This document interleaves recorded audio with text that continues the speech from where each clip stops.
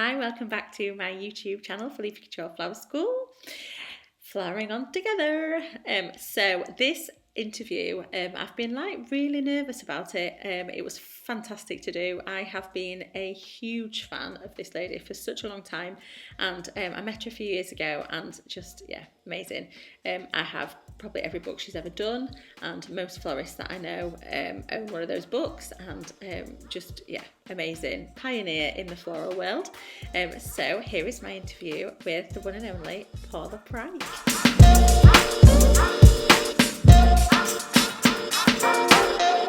I am here with Paula Pryke. Hooray, hooray. Super excited. Thank you for joining me. So I have got some questions for you. Super. How many questions? Loads of questions. In terms of how you began your floristry career, can you tell us kind of how you got there and where it came from? Yeah, I can. Actually, I studied at Trinity College near you in Horsforth to be a teacher, and I became a history teacher. And pretty soon into it, I thought it wasn't perhaps the career for me, but all kinds of things happened. And by the third year, I had decided I definitely didn't want to carry on teaching. I didn't want to have a job where I came in and counted down to the next holiday. I thought, I can't spend my life doing that. So I went on a floristry course for Constance Spry, who was still functioning out of the house that she lived in down near Ascot. Well, she was dead because she died in 1960, which was when I was born, actually. And but there's people still talked about her as if she was some sort of ghost, because the people who were still running it knew her really well.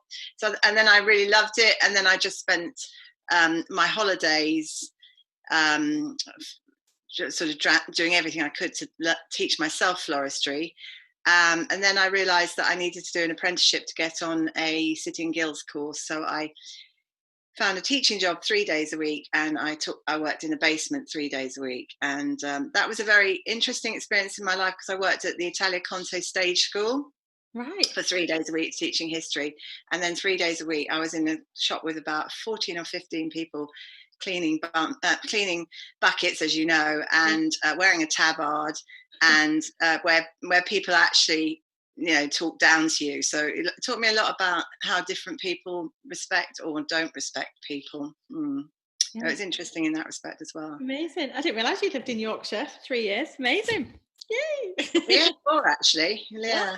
So what made you take the leap then to kind of setting up your own business? Well, it has been a funny story over the years that I have told. Teachers at that time got £55 a day, and my husband, I'd met my husband by then, and he was an architect, and he said, well, you must be able to earn £55 a day if you open your own business. And of course, that is quite amusing, because you can often lose more than £55 a day running a flower shop. And the more, it can go either way. So we've laughed about that and cried about it quite a lot over the years. But it worked for me because it was a interesting time. It was the end of the 1980s. And I always think, and this doesn't ever get said a lot, but there are a lot of us that moved into floristry from other areas, and we all started our business pretty much at the same time. And Jane Packer was already there, and Kenneth Turner was very well established, and there were one or two others. But starting about that time was Paul Thomas, Simon Lycett, Rob Van Helden, Shane Connolly, Stephen Woodhams, who sort of ended up was doing more garden design in the end. And I've probably forgotten some other people too, but and Jane Packer, obviously. And so we were all new into it, and without any Instagram, we all had quite individual styles and things, and we didn't really know what anyone else was doing, but we were all friends because we all went to the market and saw each other before coffee. Apologies for anyone I've forgotten that group, because I probably have forgotten. It's like the Brit pack, like the Damien Hirst and all that, like Tracy Emin and everyone, all that pioneering time of art. I think like that is like my history of floristry, and like where my inspiration comes from is like that group of people that you're a part of. Yes. Well, also most of them, I trained for the Chivers flower shop. There was a guy who had six shops in central London. But most of them were either Moisey Stevens, Pulbrook and Gould, or some work with Kenneth Turner. And so they had this very solid background of proper either flower shop training or floristry training that had been handed down for, several years. So it was a really grounded group. So I think that has obviously we train lots of people and there's lots of new people now as well, but I think that has one of the main reasons why the London floral scene has been so enormous. Maybe the British scene, really. I shouldn't just make it London. No, it's fabulous. And then so you've had like flower shops, flower schools, incredible back catalogue of books. Can you talk me through some of your famous most wonderful moments that you've had in your career so far that you've been that stand out? Is it when you wrote your first book and you got it published, or what? Well, I think that I'd have to say the first book, really, because the first book I didn't realize it was going to change my life. Because it got published into 13 languages, and then suddenly people were hearing about me all over the world. I also think that first book still looks pretty good today, actually, and there's two reasons for that. One is we've gone back to what we liked more then, and in the meantime we've done other things, and because it was beautifully shot by a proper advertising photographer, so it was the first sort of book that wasn't crafty and was more looking at flowers in an art way. In an arty, fashiony way. Yeah, gorgeous. I used to go to bed with your books. Still do. People have told me that, actually. Yeah. So, I mean, it's nice. I didn't. Latterly, it's been harder to get the budget, so things have been sort of reworked. So they're not they haven't been as pure as some of my first books. And one of your questions about what would you do if you could do anything, I feel I have been able to do that in a way, because I didn't have a client and I went into the studio and just was able to create flowers. And probably my most asked question from other florists is, how can I get a book published, which is quite a difficult thing to do, really, especially now, especially in the digital age. I think of everywhere's just bombarded all the time, image, isn't it? So I think it's definitely hard, but so many people, I would say, definitely that's the main thing of my floristry book collection is your books and the books of all the people you've discussed as well. That's kind of the benchmark for most of the people, I think, now who are studying, is looking at all those books. It's like the legacy. So tell me, you've traveled a lot, haven't you, as well, with teaching and flowering? Tell me some of your favorite that was something I didn't really expect to do, and what I wasn't aiming for. And it was something I said to when I went to the book launch of Putnam when their book came out. I said, now you're going to be invited all over the world. How are you going to balance that with your business at home? For me, it started really in America, where there are a lot of charity exhibitions of flowers attached to museums. So I've been to pretty much all of those, and or botanical gardens, or speaking to garden clubs. And then it sort of went to Japan very quickly too. And then I worked for about 12 years in South Korea, which was really fun. But then I've also had jobs working on, yachts and cruise ships as well, that also took me around the world. So I never really thought I'd have, that there'd be these possibilities. Wow, I think the next is going to be it's memoirs then, to be fair, of all of this. Yeah, I probably need everyone else to help me with that who's ever known me, but yes, because it's quite it's been a full-on life, with flowers. Is that how you are as a person generally, as a creative generally? It's and like now I'm talking to you obviously in lockdown, and you've been still doing flowers and still working. Are you a kind of person who has to keep working and wants the next thing and the next thing, or are you a kind of person that's more chilled?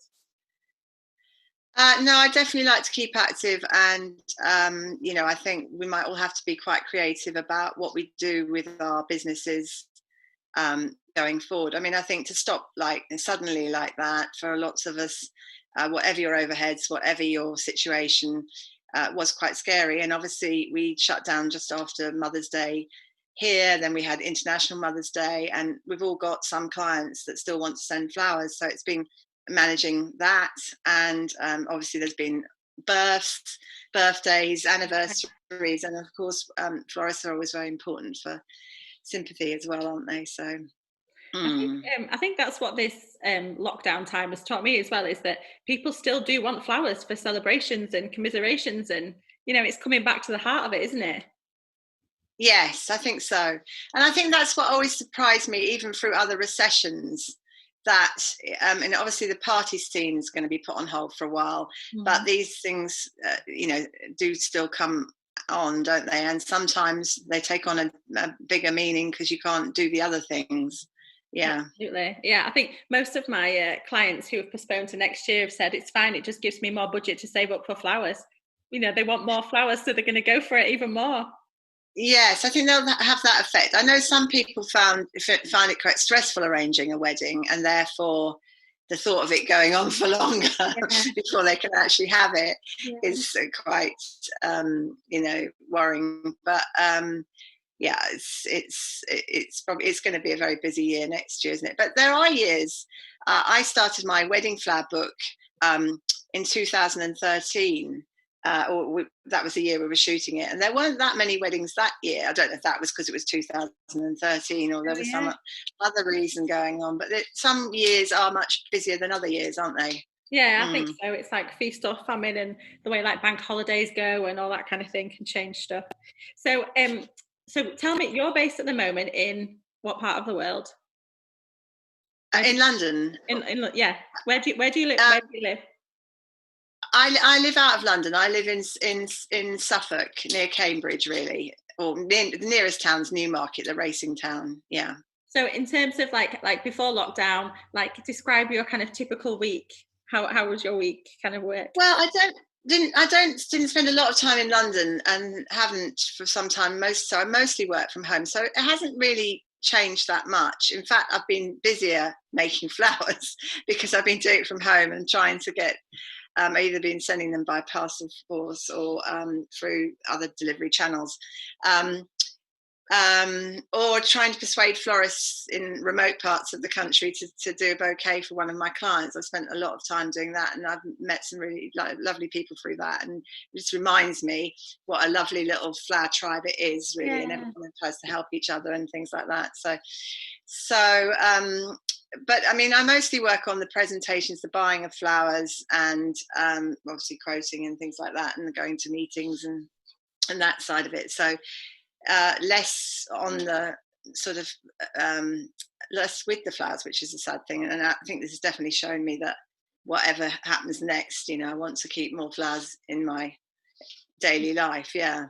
Yeah, I think there's nothing like it, is to have it once you've got your flowers in your hand. Like the rest of the world can do whatever it wants, but you're focusing on that. Yeah, it's the same really with gardening. You can get into that and lose yourself, can't you? But yeah, flowers, you do definitely have that calming effect, and you can't really describe what the feeling is when you've made something lovely. Yeah. It's gorgeous. So where do you find that you get when you're kind of, you've got a job and you're buying your flowers and stuff, where do you get your inspiration from? Where do you think it comes from? Well, I think, and I have to be really honest about this. It used to be you sort of start from the people and you'd work from there, and what they liked and what they were thinking of having. And then we got to that stage when Pinterest came in, where you were getting files of images that sometimes didn't make any sense and sometimes were just rather hard to manage the expectations of what the client was hoping for with what they had on their check. And so I think it's been much harder, and the industry's got very controlled by the event spaces and the wedding planners, and it's all got a little bit harder to actually work just with your client than it it used to be, and I don't know if that's a good thing, really. Mm. And it certainly hasn't been a good thing for me. I don't think so. I think I've done a lot less weddings in that period, and so usually people contact me who know me or have used me before now, and then the brief is usually there's a much more trusting brief that what do you suggest? I think what do you really recommend has gone away a bit. Hasn't it? And I think that's sad. I mean, we all know.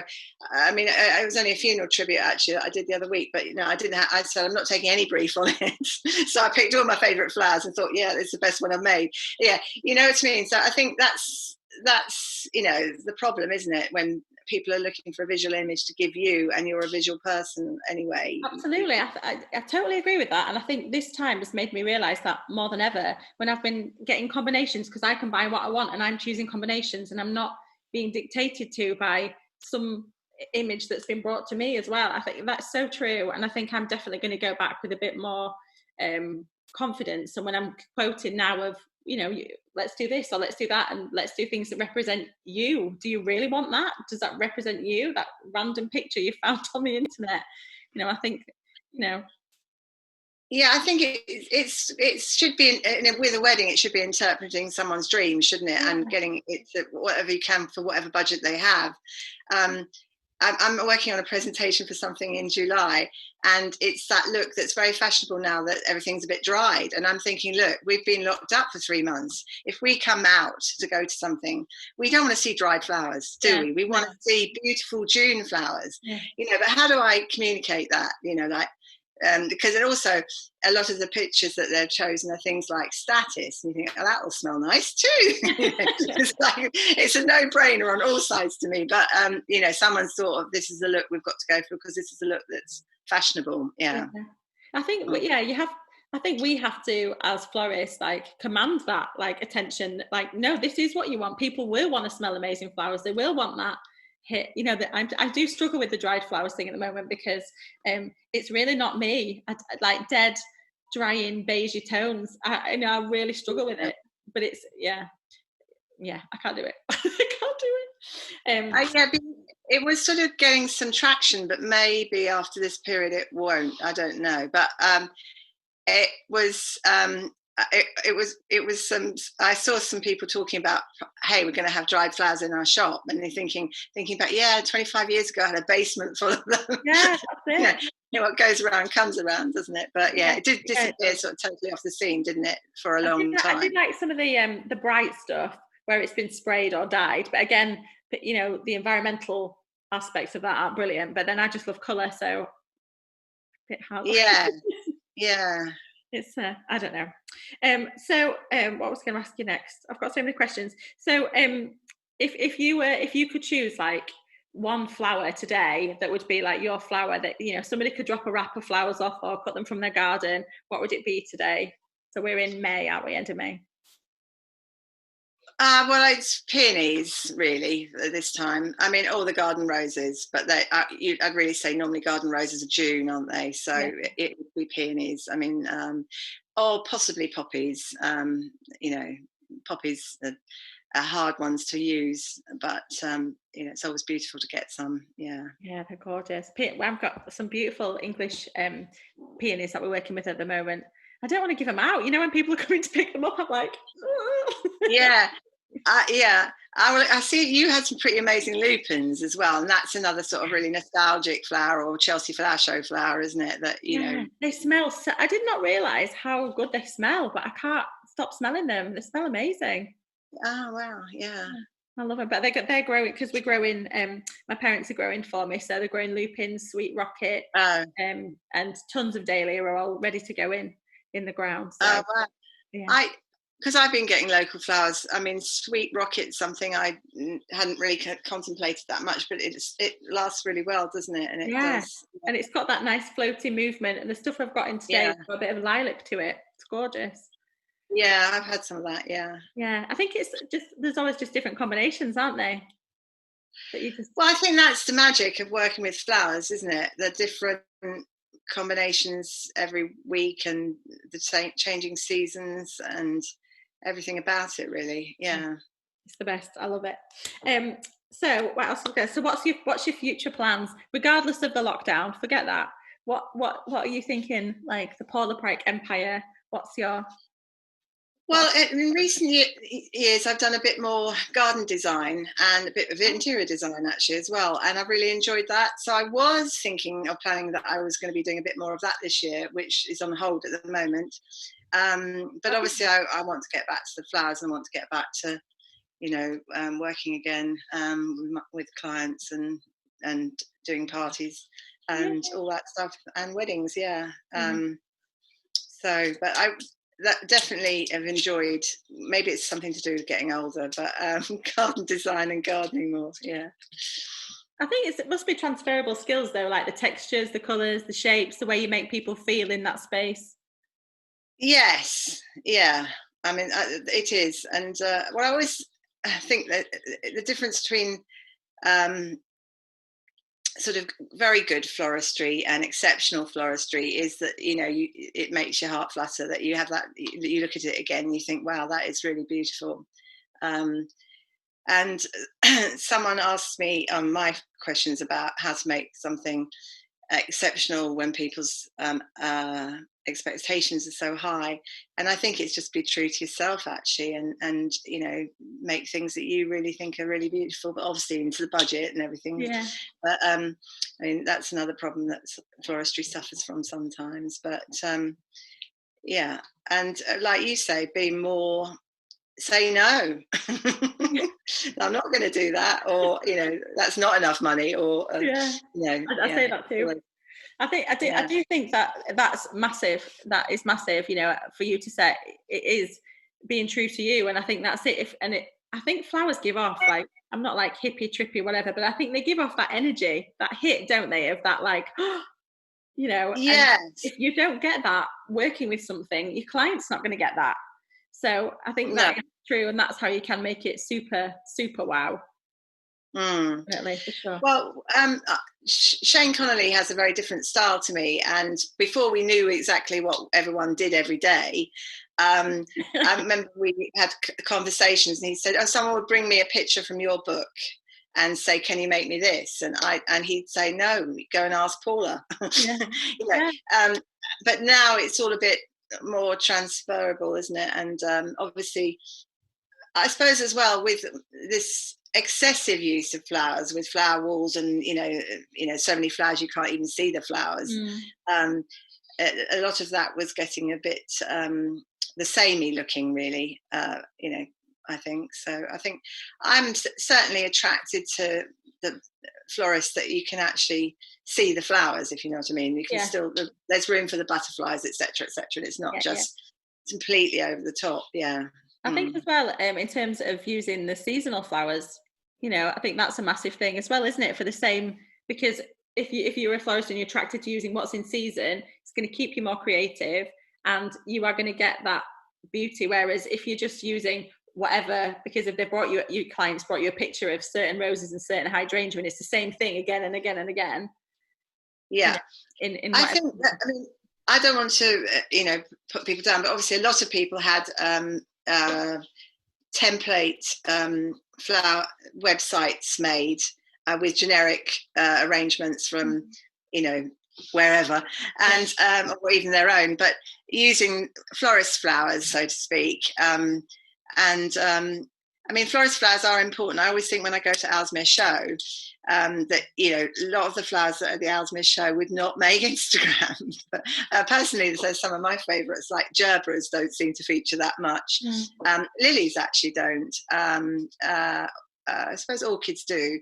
Alstroemeria doesn't, but or perhaps even Lysianthus. You know what I mean? So Yeah, yeah, those yeah, flowers that are in that group of 20 flowers we can get all the year round and yeah. make everything look the same. Yeah. So. Yeah. It's funny. It's interesting that you mentioned like Alstroemeria. I think I've bought it once in 14 years of being a florist. I just cannot get on with it. And like, I think most flowers have got their place. You can always find a way of using them, can't you? But I cannot get on with Alstroemeria. And I wish I could, because there's some like lovely British growers, aren't there? But I just, There are. for I me, think it's a dual colour thing in it. You've got to go with that, haven't you? Yeah. And I agree it's difficult. And I was thinking the other day, flag iris are a bit of a challenge too. oh, I don't know. Which one? I don't know The big that. irises, you know, Oh, the the real big iris, proper. sorry. Yes, yeah, yeah.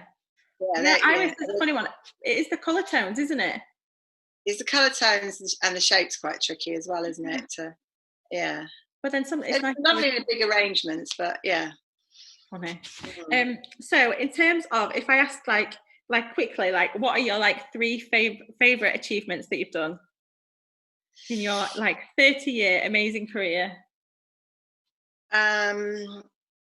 Well, the books are definitely one of them, which has kind of said that, haven't we? Yeah. I mean, obviously getting an OBE was most unexpected. And Amazing. How did that like happen?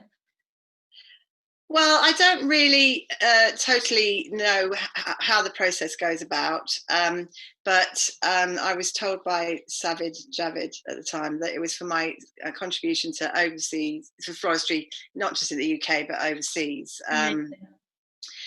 But it was amazing. And obviously it was a really lovely experience anyway. But anything that, makes flowers have a little bit more prominence is a really good thing, isn't it? So Yeah, definitely. so I was pleased for that, and hopefully some other people will get OBEs for their services. I, like you, I've always been quite open with the information I've had. And maybe that's been a bad thing in some ways for my own career, but once a teacher, always a teacher, basically. I think, yeah. I think the more that you give, the more you get. Like that's what I'm trying to teach my kids at the moment, anyway. Yes, no, I think you're right. I think you're right. Yeah. Exciting times. Exciting So I'm times. not sure about the third. Maybe that's to come. Yeah, maybe. That would be like your beautiful garden that you design. We can all go and Well, I sit. think there's that as well, but also, I mean, I think all the people I've worked with as well, and who, because it's not, I don't, it's not just me, and Yeah. if I get rid of something really complicated, there's a few people and they know who they are that I'll phone up and say, how do you think we should tackle this? What would you do, or can we come in and experiment, or things like that? It's not, I don't see it. I mean, I can do it on my own, obviously, but it's more fun when you're working in a team and creating something, isn't it? And I've worked with some really amazing florists, and that are really good friends. And I spent more time with them, than perhaps even my family, but apart from now. Apart from now, I know that's it. I always joke that like my Amy that works with me, she's like office queen come everything, she just does everything. And I always joke that she's like my work wife, and I spend more time with her than I do with my family. And then now it's completely changed, hasn't it? There's people that see you at 3 a.m. or whatever, doing up a ladder or on the floor of a marquee, or amazing.